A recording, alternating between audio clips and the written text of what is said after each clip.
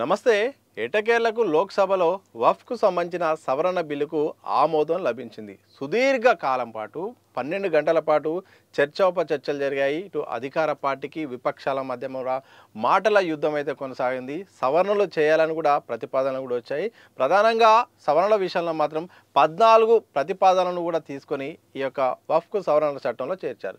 నిజానికి 2024లోనే ఈ యొక్క సవరణ చట్టం రావాల్సిన అవసరం ఉండగా అప్పట్లో పెద్ద ఎత్తున అభ్యంతరాలు రావడంతో విమర్శలు రావడంతో జేపీసీకి పంపించారు. ఇక జాయింట్ పార్లమెంటరీ కమిటీ నివేదిక తర్వాత ఇక తాజాగా లోక్సభకు వచ్చింది. లోక్సభకు వచ్చిన నేపథ్యంలో ఇక అధికార పార్టీకి సంబంధించిన ఎన్డీఏ సంబంధించిన ఓటింగ్ ద్వారా మాత్రం 288 మంది మాత్రం ఆమోదం తెలిపారు. ఇక ఎట్టకేలకైతే సుదీర్ఘంగా కొనసాగిన ఈ యొక్క వఫ్కు సంబంధించిన సవరణ బిల్లుకైతే ఆమోదం లభించింది. ఇక బీజేపీ వర్షన్ కనుక చూస్తే మాత్రం ఇది పేద ముస్లింల కోసము అలాగే పారదర్శకంగా వివాదాలు లేకుండా ఈ యొక్క చట్ట సవరణ చేశాము, మహిళలకు ప్రాధాన్యత కూడా కల్పించే ఉద్దేశంతో చేసింది తప్ప ఎలాంటి దురుద్దేశం లేదు, ఎవరిని ఇబ్బంది పెట్టాలనో కించపరచాలనో కాదు, విపక్షాలు చేస్తున్న మాటలను మాత్రం నమ్మొద్దు. ఇక పారదర్శకత ధ్యేయంగా ఇక అన్ని చట్టాలు ఉండాల్సిన అవసరం ఉన్న నేపథ్యంలో అవసరమైన ప్రతిపాదనలు సవరణలు చేశామని బీజేపీ చెప్పుకొచ్చింది. ఇక కాంగ్రెస్ వర్షన్ కనుక చూస్తే మాత్రం ఇది ముస్లింల పట్ల వివక్ష చూపేలాగా ఉంది, కావాలని వాళ్ళను ఇబ్బంది పెట్టేలాగా చేసేలాగా ఉంది. ఇది సరైన విధానం కాదు, ఒక మతం పట్ల దురుద్దేశపూర్వకంగా వ్యవహరిస్తుందని కూడా కాంగ్రెస్ చెప్పింది. ఇక ఎంఐఎం అధినేత అసదుద్దీన్ ఓవైసీ మాత్రం ఏకంగా ఆయన వ్యతిరేకిస్తూ రాజ్యాంగంలోని చట్టాలకు వ్యతిరేకంగా ఈ యొక్క సవరణలు ఉన్నాయంటూ కూడా ఆ బిల్లు పత్రాలను చించివేశారు. ఇక విపక్షాలు వ్యతిరేకించడం, అధికార పార్టీ కూడా సమర్థించడం, ఇక అధికారానికి మద్దతు ఇచ్చే పార్టీలు కూడా ఎన్డీఏ సంబంధించిన కూటమి కూడా దాదాపు అందరూ కూడా దీనికి మద్దతు తెలిపే కార్యక్రమం చేశారు. ఇలా వఫ్కు సంబంధించిన సవరణ బిల్లు అయితే లోక్సభలో ఆమోదం అయితే జరిగింది. ఇక రాజ్యసభ కూడా చేరుకుంది. ఇక రాజ్యసభలో కూడా దీనికి సంబంధించిన చర్చ కూడా జరిగే అవకాశం ఉంది. అంటే సుదీర్ఘంగా జరిగింది, గత ఏడాది నుండి కొనసాగుతుంది. సవరణలు ప్రతిపాదనలు అన్ని రకాలుగా వస్తున్నాయి. ఇక ముస్లిం సంఘాల నుండి అయితే పెద్ద ఎత్తున విమర్శలు వస్తున్నాయి. మా అధికారాలను తూర్చిపొచ్చే కార్యక్రమం నడుస్తుంది, ఇది కావాలని మా మతంపై ఒక చర్య జరుగుతుంది, కుట్ర జరుగుతుందని కూడా సంఘాలు అయితే విమర్శించిన నేపథ్యంలో ఎట్టి పరిస్థితుల్లోనూ కూడా దీన్ని అమలు చేయాలి, సవరణలు చేయాలని కూడా కేంద్రం తక్కువ బలం ఉన్నప్పుడు కూడా దీన్ని ఎట్టి పరిస్థితులు పార్లమెంట్లో ప్రవేశపెట్టడం ఆమోదం కూడా తెలిపికుంది. ఇక సవరణల విషయానికి వస్తే మాత్రం పలు కీలకమైన సవరణలు అయితే ఈసారి మాత్రం దాంట్లో చట్టంలో చేర్చింది. 1995 చట్టం ప్రకారం మాత్రం ఆ వఫ్కు ఇప్పటి పరిస్థితులకు అనుకూలంగా లేదు, వివాదాస్పదంగా ఉంది, పారదర్శకంగా ఉండడానికే తాజాగా సవరణలు చేయాల్సిన అవసరం వచ్చిందని కూడా కేంద్రం చెప్తూనే పలు కీలకమైన సవరణలు అయితే చేసింది. ముందుగా ఈ యొక్క సర్వే విషయంలో కానీ సర్వే రిజిస్ట్రేషన్ విషయంలో మాత్రం ఇంతవరకు ట్రిబ్యునల్కే అవకాశం ఉండేది. ఈ బోర్డు ట్రిబ్యునల్లే చేతిలో మాత్రం భూమి ఏదైనా వివాదం జరిగితే మాత్రం ట్రిబ్యునల్లే దానికి సంబంధించిన నిర్ణయాధికారం ఉండేది. దానికి బదులు ఈసారి మాత్రం కలెక్టర్కు, జిల్లా కలెక్టర్కు లేకపోతే కలెక్టర్ స్థాయి అధికారికి అధికారాలు అయితే కట్టబెట్టింది. అంటే ఏదైనా భూమి వివాదంలో ఉంటే దాన్ని సర్వే చేసే అధికారం కలెక్టర్కు ఉంది. ఆ జిల్లా పరిధి ప్రధాన అధికారి కలెక్టర్ స్థాయి అధికారి సర్వే చేసి తుది నిర్ణయము ఆయన తీసుకునే అవకాశం ఉంది. దానికి సంబంధించిన ప్రతిపాదనలో రిపోర్టు కూడా ప్రభుత్వానికి పంపించే ఒక అవకాశాన్ని అయితే కలెక్టర్కు తీసుకున్నారు. ఇక డొనేషన్ విషయానికి వస్తే మాత్రం ఇంతకాలము వఫ్ బోర్డుకి అయితే మాత్రం మతేతర అంటే వేరే వాళ్ళ మతం సంబంధించిన వాళ్ళు కూడా దీంట్లో డొనేట్ చేసే అవకాశం ఉండేది, దీంట్లో భాగస్వామ్య అవకాశం ఉంది. ఈసారి మాత్రం ఎవరు ఇతర మతస్థులు మాత్రం ఈ యొక్క బోర్డుకు విరాళాలు ఇచ్చే అవకాశం లేకుండా కనీసం మళ్ళీ కొత్తగా ఈ మధ్యకాలంలో ఇస్లాం మతం స్వీకరించిన వాళ్ళకు కూడా అవకాశం లేకుండా 5 ఏళ్ల నిబంధన పెట్టింది. అంటే 5 ఏళ్ళు ముస్లిం ఇస్లాం సంబంధించిన ఆచారాలు పాటించి దాంట్లో చేరిన వారికే దీంట్లో విరాళాలు అందించే అవకాశం కల్పించేలాగా కూడా చట్ట సవరణ చేసింది. ఇక మహిళలకు ప్రాధాన్యత, ఈ బోర్డులో ప్రధానంగా మహిళల ప్రాధాన్యత లేదు. గత చట్టం ప్రకారం ముస్లిం మహిళలకు కూడా ప్రాధాన్యత ఇవ్వాల్సిన కోణంలో తప్పకుండా బోర్డులో కనీసం 2 మహిళలైనా ఉండాలని కూడా ఒక కీలకమైన సంచలనమైన నిర్ణయం కూడా ఈ యొక్క చట్ట సవరణ ద్వారా అయితే తీసుకుంది. ఇక ముస్లిం ఏతరులను మాత్రం బోర్డులో చేర్చేలా కూడా మరొక సవరణ చేసింది. ఇదే ఇప్పుడు పెద్ద ఎత్తున కూడా విపక్షాలు విమర్శలు కూడా చేస్తున్నాయి, మత సంఘాలు కూడా విమర్శలు చేస్తున్నాయి.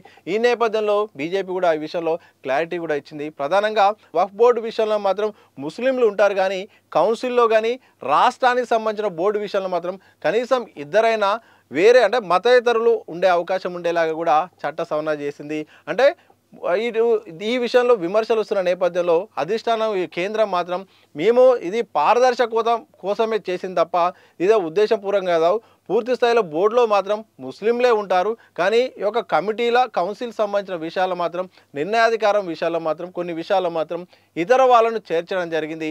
ఇది ఒక ట్రాన్స్పరెంట్ కోసం జవాబుదారీతనం కోసం చేసిందని కూడా ఇటు కేంద్రం చెప్పుకొచ్చింది. ఇలా మరోవైపు సర్వే రిజిస్ట్రేషన్ విషయం అనేది మాత్రం ఇది ఒక సంచలనమైన కీలకమైన పరిణామం అని చెప్పవచ్చు.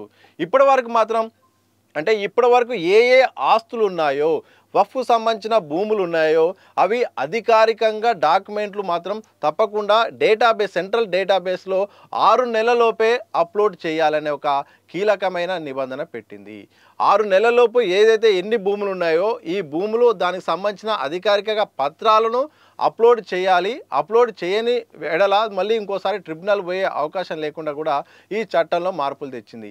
మరి ఇది 6 నెలల వరకే వస్తుందా లేకపోతే పెద్ద ఎత్తున విమర్శలు వస్తున్న నేపథ్యంలో అలాగే సవరణలు వస్తున్న నేపథ్యంలో మరో 6 నెలలు పెంచే అవకాశం ఉందో చూడాలి. ఏదైనా సెంట్రల్ డేటాబేస్లో ఈ యొక్క ఏదైతే వక్ఫ్కు సంబంధించిన భూములు ఉన్నాయో ఆస్తులు ఉన్నాయో ఆస్తుల వివరాలను డేటాబేస్లో చేర్చాలనే దానిపైన కూడా పెద్ద ఎత్తున మాత్రం విమర్శలు అయితే వస్తున్నాయి. దీనికి కేంద్రం మరి ఎట్లా దీనికి ఆన్సర్ చేస్తుందో ఏమైనా సవరణలు చేస్తుందో చూడాలి.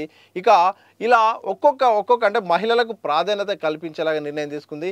ఇక మరొక కీలకమైనది ఏంటంటే నోటి మాట ద్వారా వాడుక ద్వారా మౌఖిక ఆదేశాల ద్వారా ఇకపై ఉన్న ఆస్తుల విషయాలైతే మాత్రం అవి చెల్లదు. పూర్తి స్థాయిలో దానికి డాక్యుమెంట్ ఉంటేనే అవి ఆస్తులుగా పరిగణిస్తామని కూడా ఈ చట్టంలో మార్పు ఉంది. అంటే నోటి మాట ద్వారా అంటే పలానా ఈ భూమి ఇక్కడ నుండి పలానా ఇక్కడ మసీదు పెట్టుకున్నాము ఇకపై ఇది మాదే అన్నట్టుగా నోటి మాట ద్వారా కొన్ని ఏరియాలో వాడుకకు వస్తుంది కానీ వాటికి పర్టికులర్గా దానికి ఒక ఆధారం ఉండే అవకాశం ఉండకపోదు. సర్టిఫికేట్ లాగా దానికి సంబంధించిన ఆధారం ఉండే అవకాశము లేని వాటికైతే గుర్తింపు ఉండదు. తప్పకుండా నోటి మాటకు చెల్లదిక తప్పకుండా దానికి సర్వే కానీ దానికి సంబంధించిన భూమికి సంబంధించిన అధికారిక పత్రాలు ఉంటేనే అవి వ్యాలిడేట్ అవుతాయని కూడా దీంట్లో చట్ట సవరణ తీసుకుంది. ఇలా చట్టంలో కీలకమైన మార్పులు చేసింది. కొంతకాలంగా వివాదాలు అవుతున్న నేపథ్యంలో ట్రిబ్యునల్లో కూడా మరోవైపు ట్రిబ్యునల్లో మార్పులు చేసింది. ట్రిబ్యునల్లో జిల్లా జడ్జి స్థాయి అధికారిని చేర్చింది. దాంతోపాటు మరొక అధికారిని కూడా చేర్చింది. ఇలా ట్రిబ్యునల్లో కూడా సభ్యులను చేర్చింది. ట్రిబ్యునల్కి సంబంధించిన వ్యవహారం అంటే భూమిపై వివాదం ఉన్న నేపథ్యంలో జిల్లా స్థాయి అధికారికి అనుమతినిచ్చింది. ఇలా చాలా కీలకమైన అంశాలనైతే జోడించే ప్రయత్నం అయితే చేసింది. కానీ 2-3 అంశాల విషయంలో మాత్రం విమర్శలు అయితే తారాస్థాయికి వస్తున్నాయి. ఒకటి భూముల రిజిస్ట్రేషన్ విషయంలో భూములు చాలా వరకు కూడా కొన్ని సందర్భాల్లో రిజిస్ట్రేషన్ అయ్యి లేవు. వాటికి రిజిస్ట్రేషన్ లేకపోతే కూరదనే దానిపైన కూడా విమర్శలు వస్తున్నాయి. మరొకటి పెద్ద ఎత్తున వచ్చేది ఏంటంటే బోర్డు కౌన్సిల్లో కానీ రాష్ట్ర బోర్డులో కూడా వక్ఫ్ బోర్డులో ఏదైతే ఇతర మతస్థులను చేర్చడం సభ్యులుగా చేర్చడం పెద్ద ఎత్తున ఇది మా మతం పట్ల కూడా దీన్ని ఒక విమర్శ చేయడం అలాగే దీన్ని కుట్ర చేసే కార్యక్రమం జరుగుతుంది. ఇది సరైన విధానం కాదు అని చెప్పే ప్రయత్నం జరుగుతుంది. ఇది కాస్త పెద్ద ఎత్తున ఈ విషయంలో మాత్రం రాద్ధాంతమయ్యే అవకాశం ఉంటుంది. కేంద్రం అయితే మాత్రం ఇది ట్రాన్స్పరెంట్ కోసమే చేస్తున్న ప్రయత్నం అని చెప్తుంది. ఇలా పలు కీలకమైన సవరణలు చేసిన సందర్భం అయితే వక్ఫ్ చట్ట సవరణలో మాత్రం కనిపిస్తుంది. ఇక రాజ్యసభలో కూడా ఈ యొక్క బిల్ అయితే ఇక పాస్ అయ్యే అవకాశం ఉంది. ఇలా మొత్తానికి 1995 సంబంధించిన ఏదైతే వక్ఫ్ చట్టం ఉందో దానికి 2024 సంబంధించిన చట్ట సవరణ అయితే దాదాపు లోక్సభలో ఆమోదం తెలిపింది. ఇక రాజ్యసభలో ఆమోదం కూడా కాబోతుంది. ఎట్టకేలకు కొన్ని ఏళ్ళుగా బీజేపీ చెప్తున్నట్టుగా ఎట్టి పరిస్థితుల్లోనూ ఈ వక్ఫ్ చట్టం అనేది గత పాత చట్టం అనేది మాత్రం ఇప్పుడు పరిస్థితులకు సరైనది కాదు. దీన్ని మార్చాల్సిన అవసరం ఉంది. కీలక సవరణలు చేసి పేద ముస్లిం వాళ్ళకు దీంట్లో భాగస్వామ్యం చేయాలి, ఉపయోగపడాలి ఈ చట్టాలు. అలాగే వివాదాస్పద అవుతున్న చాలా కీలకమైన అంశాలను సవరణ చేశాము. అలాగే మహిళలకు ప్రాధాన్యత ఇవ్వాలి సంక్షేమం దిశగా.